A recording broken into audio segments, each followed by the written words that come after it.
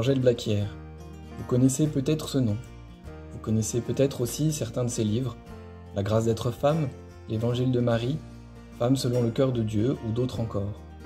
Mais elle était avant tout une femme, épouse, mère, grand-mère, puisque c'était ma grand-mère, mais aussi théologienne, veuve consacrée, professeure de lettres classiques, et elle reçoit en 1982 de l'Église une mission de prédication, fait très rare à l'époque pour une femme. Elle était une précurseur. C'est ainsi que sa relation très vive avec le Christ et l'Esprit, sa familiarité avec la parole de Dieu, la pousse à parcourir la France pour révéler la miséricorde du Père. Elle était une théologienne prophète, comme on l'a entendu par de nombreux témoignages. Portée par le souffle de l'Esprit Saint, elle partageait la parole de Dieu comme on partage le pain, avec générosité et simplicité. Elle était, selon Daniel Ange, une icône vivante du ministère de la femme dans l'Église. Très en avance sur son époque, elle a ouvert des portes aux femmes dans l'Église, tant par son exemple que par sa réflexion théologique.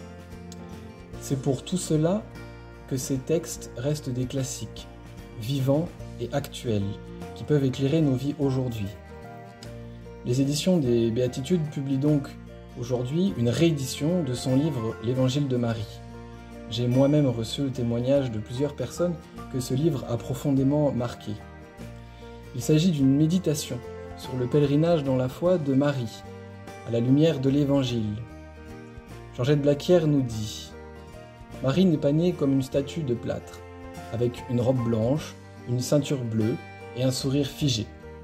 Sa vie s'est accomplie dans la foi, avec toutes ses joies, ses peines, ses illuminations et ses nuits.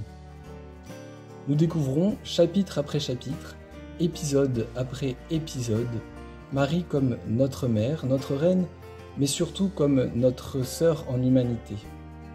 Selon le charisme d'écriture de Georgette Blaquière, c'est à la fois très facile à lire, avec une grande profondeur, avec un style très clair, pas du tout trop théorique.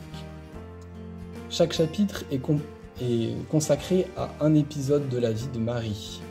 On peut donc prendre le livre, le lire, le reprendre, le laisser et parcourir ainsi chapitre après chapitre. Il apporte un regard très éclairé et très inspirant qui nous fortifie dans la foi avec Marie. C'est un livre, comme beaucoup d'autres, que je n'ai pas regretté d'avoir lu, comme beaucoup d'autres livres de ma grand-mère. Et je crois que d'autres personnes n'ont pas regretté, comme moi, d'avoir lu ce livre. C'est parmi les livres de ma grand-mère, un de ceux dont j'ai eu les meilleurs témoignages. J'espère qu'il participera encore à faire grandir la foi de nombreuses personnes.